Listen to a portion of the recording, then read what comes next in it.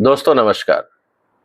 आज जो supreme court में केजरीवाल की इंटरिम बेल पे सुनवाई होनी है, ये बहुत ही महत्वपूर्ण है क्योंकि आज की सुनवाई के बाद हो सकता है कि हिंदुस्तान में क्रिमिनल जस्टिस सिस्टम को लेकर एक नया विवाद शुरू हो जाए। क्या केजरीवाल को इंटरिम बेल मिलनी चाहिए या नहीं, ये अपने आप में एक विवाद का मुद्दा बन चुका है।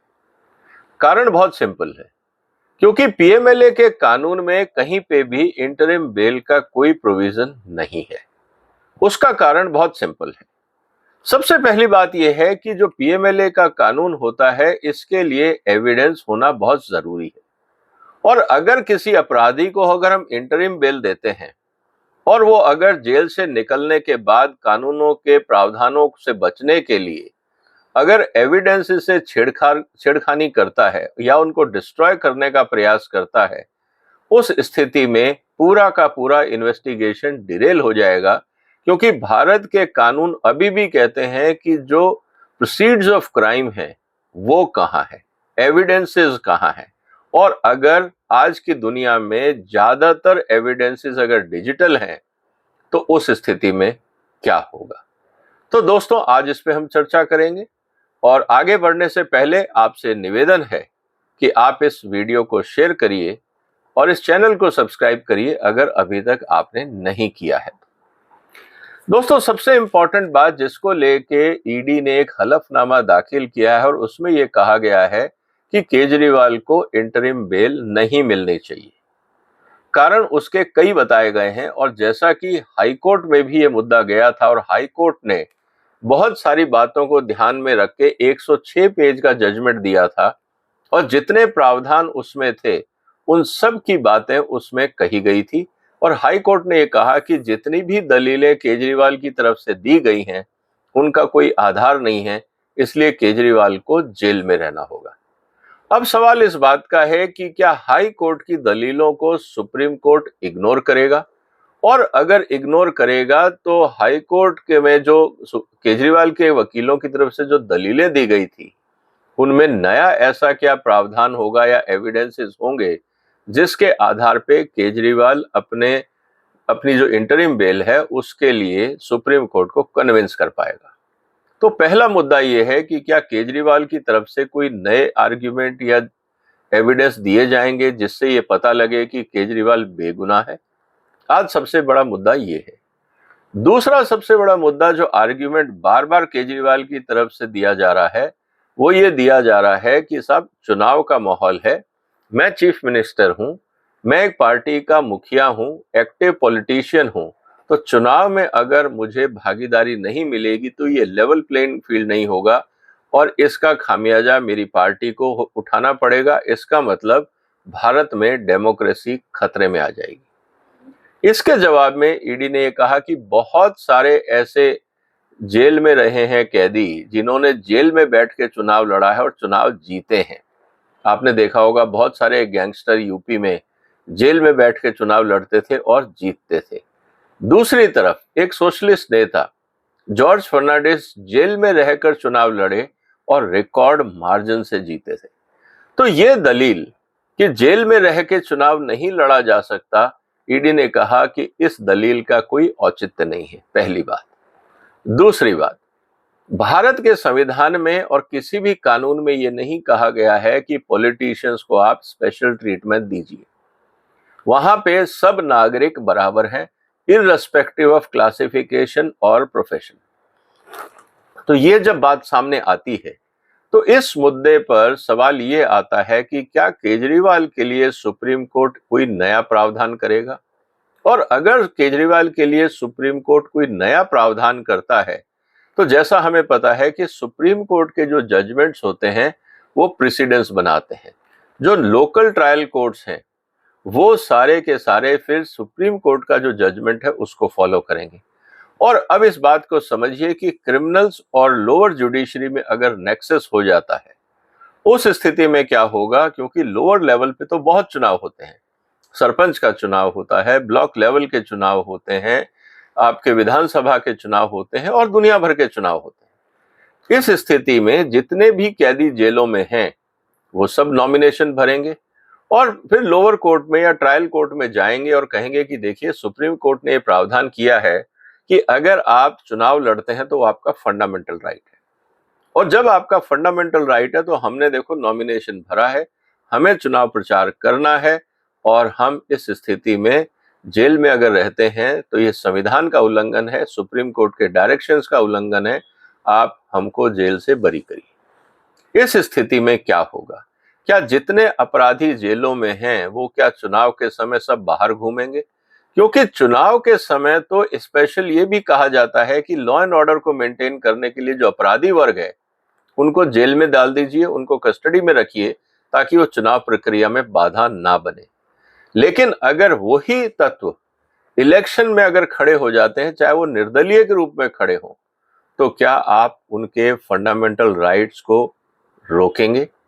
आज ये सवाल भी सामने आएगा।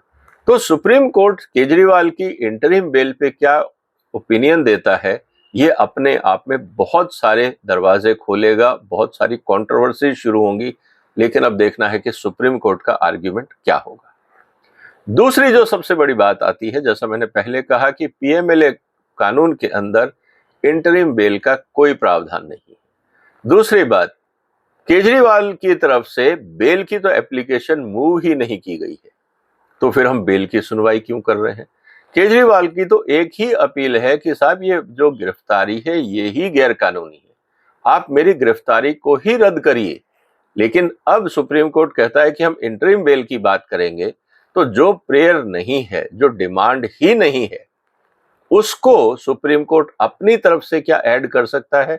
यह भी अपने आप में एक विवाद का मुद्दा बनने वाला है, अगर इस पे सुप्रीम कोर्ट की तरफ से कोई क्लैरिफिकेशन नहीं आता है। तीसरी जो सबसे बड़ी बात यह है कि जो भी सुप्रीम कोर्ट कहेगा वो एक प्रेसिडेंस बनेगा। इसका मतलब जितने भी पीएमएलए के तहत वकील, जितने भी कैदी हैं, वो किसी ना किसी बहाने ये कहेंगे कि देखिए अगर केजरीवाल साहब चुनाव लड़ते हैं, क्योंकि वो पॉलिटिशियन है, तो हम तो बिजनेसमैन हैं, हमें अपना बिजनेस देखना है, हम टीचर हैं, हमें बच्चों को पढ़ाना है, हम कोई और व्यक्ति हैं, हमारा कुछ और प्रोफेशन है, हमें उसको देखना है, तो क्या आप स्पेशल ट्रीटमेंट पॉलिटिशियंस के लिए देंगे? अगर ऐसा होता है तो क्या ये भारत के संविधान में, जहां ये कहा गया है कि कानून की नजर में सब बराबर हैं, तो क्या आप पॉलिटिशियंस को आम आदमी से ऊपर मानते हो? क्या आप उनके लिए संविधान की नई व्याख्या कर रहे हो? क्या आप उनके लिए कोई नया क्लासिफिकेशन क्रिएट करके उसमें उसको कंसेशन दे रहे हो? क्या ये समाज और संविधान के लिए उचित होगा? ये मुद्दे भी अब उठ के सामने आएंगे अगर केजरीवाल को इंटरिम बेल मिलती है। ये तो था कानूनी पहलू जो ओवरऑल इम्पैक्ट करेगा इस पूरे जजमेंट के बाद। लेकिन दोस्तों एक मुद्दा और इम्पोर्टेंट है, केजरीवाल पे एक नहीं कई केस चल रहे हैं। मैंने एक लिस्ट बनाई थी, करीब उसमें 35 ऐसी अपीयरेंसेस हैं जहां पे केजरीवाल का नाम है, अलग अलग हाई कोर्ट्स में, अलग अलग ट्रायल कोर्ट्स में, इंक्लूडिंग सुप्रीम कोर्ट में, और बहुत सारी जगह पे केजरीवाल खुद ही ऑफेंडर हैं। तो एक जो बात जज ने कही थी, सुप्रीम कोर्ट के जजेस ने कही थी कि Kejriwal is not a serial offender, मुझे लगता है उस स्टेटमेंट की व्याख्या दोबारा होनी चाहिए, क्योंकि एक नहीं कई जगह पे केजरीवाल के खिलाफ कानून के तहत कार्रवाइयां चल रही हैं, जैसे मानहानि के मुकदमे हैं और जो तरीके हैं कानूनों को तोड़ने के, उनके खिलाफ सुकेश की तरफ से आर्ग्यूमेंट है, अब तो एनआईए का केस भी हो गया है। तो एक नहीं केजरीवाल कई जगह अपराध में सम्मिलित हैं। क्या उसको आप सीरियल ऑफेंस नहीं मानेंगे? ये अपने आप में मुद्दा है जो आने वाले दिनों में चर्चा का विषय बनेगा। लेकिन सबसे इंपॉर्टेंट बात क्या है, ईडी ने अगर ये कहा है कि अभी हमारी इन्वेस्टिगेशन जारी है, अगर केजरीवाल बाहर आते हैं तो एविडेंस अगर वो डिस्ट्रॉय करते हैं तो जिम्मेवार कौन होगा, सुप्रीम कोर्ट या ईडी? ये अपने आप में बहुत बड़ा विवाद बन सकता है, क्योंकि ईडी को अगर एविडेंस नहीं मिले तो ईडी तो बहुत आसानी से कहेगा कि देखिए आपने इसको इंटरिम बेल दी थी, इसने बाहर जाके सारे एविडेंस डिस्ट्रॉय कर दिए, विटनेसेस को इन्फ्लुएंस कर दिया। उस स्थिति में सुप्रीम कोर्ट क्या बोलेगा कि हमें मतलब नहीं है, ईडी को कहेंगे कि आप एविडेंस लाओ। जब इंटरिम बेल के तहत वो एविडेंस डिस्ट्रॉय ही हो गए तो ईडी कहां से लाएगा? उदाहरण के लिए 170 मोबाइल फोन तोड़ने, डिस्ट्रॉय करने या बदलने का आरोप है इस पूरे घटनाक्रम में। हो सकता है कि केजरीवाल के पास भी कुछ ऐसे डिजिटल एविडेंसेस हो, हार्ड डिस्क हो, जहां पे क्रिप्टो करेंसी की डिटेल हो या आतंकवादी संगठनों से जो पैसा आया है उसकी डिटेल हो सकता है वो अभी तक ईडी के हाथ ना लगे हों। इंटरिम बेल के समय केजरीवाल या तो उन डिजिटल डॉक्यूमेंट्स को, अगर वो क्लाउड पे है तो उनको डिस्ट्रॉय कर सकते हैं, किसी और के अकाउंट में ट्रांसफर कर सकते हैं, ट्रांसफर करने के बाद अपने अकाउंट्स को डिलीट भी कर सकते हैं।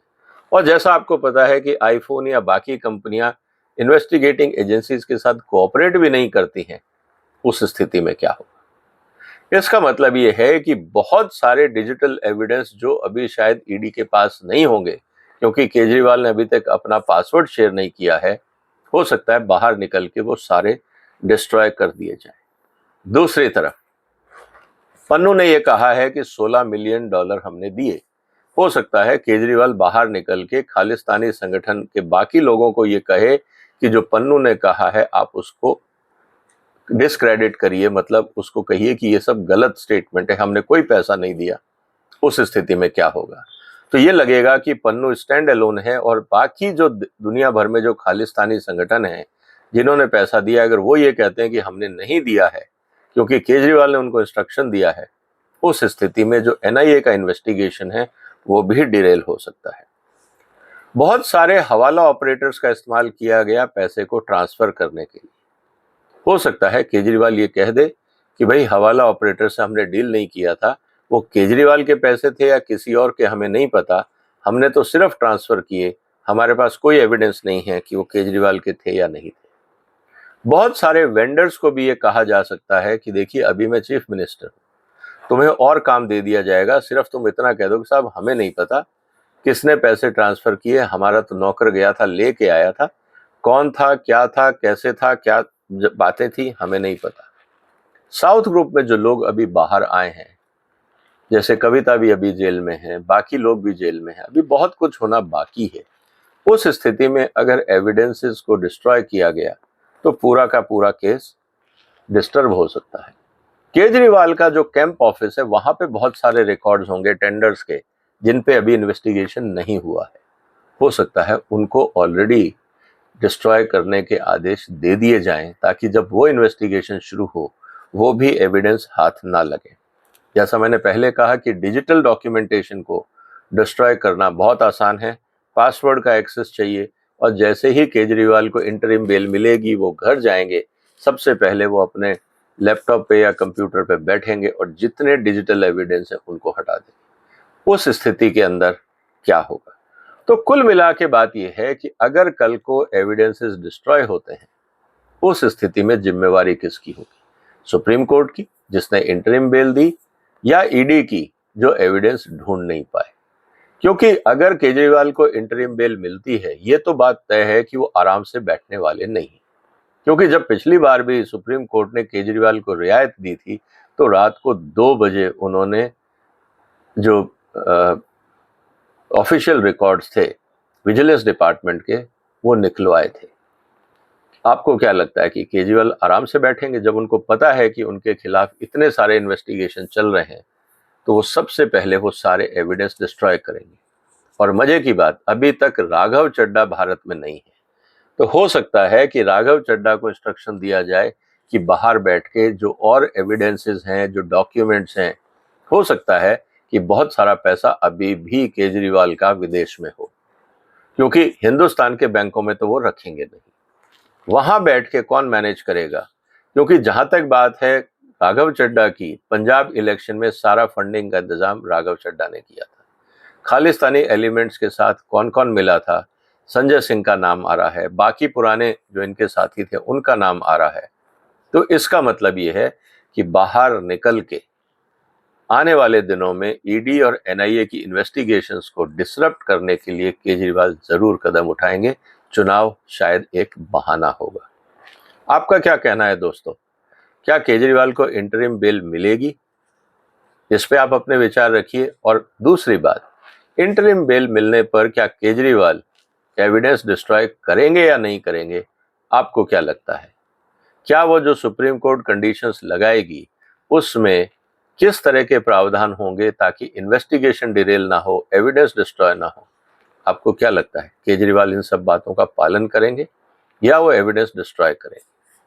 आप अपने विचार कमेंट बॉक्स में लिखिए। यह सब जानना जरूरी है देश को। और आज जो घटनाक्रम होगा कोर्ट में उस पे भी नजर रखिएगा, उसकी भी डिटेल विवेचना मैं आपके साथ करूंगा। तब तक आप अपना ध्यान रखिए। अपने विचार कमेंट बॉक्स में लिखिए कि क्या केजरीवाल को इंटरिम बेल मिलनी चाहिए, अगर हाँ तो किस कारण से, और अगर ना तो क्यों नहीं। इस बात को भी हमें समझना होगा। आप अपना ध्यान रखिए, इस वीडियो को शेयर करिए, इस चैनल को सब्सक्राइब करिए। फिर मुलाकात होगी एक और महत्वपूर्ण मुद्दे के साथ। तब तक वंदे मातरम।